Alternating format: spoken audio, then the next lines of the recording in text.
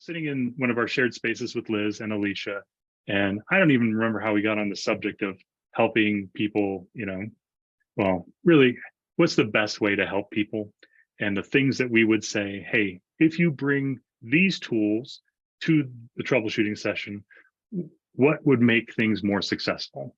And there are a couple of things. And I thank Liz for bringing this up because, this was a good closer. So if you run into content problems, a couple of things you can bring to the table. One, a course.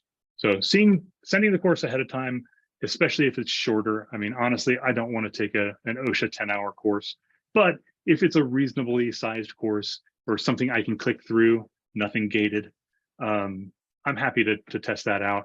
And then when we get to the test, I'd like to say that I'm basically a doctor at this point. I've taken a lot of medical training, but I still would need an answer key.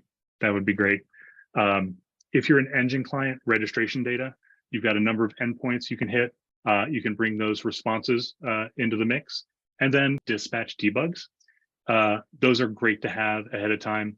If you have problems bringing them up, obviously tell me. We can get on the phone and talk about it.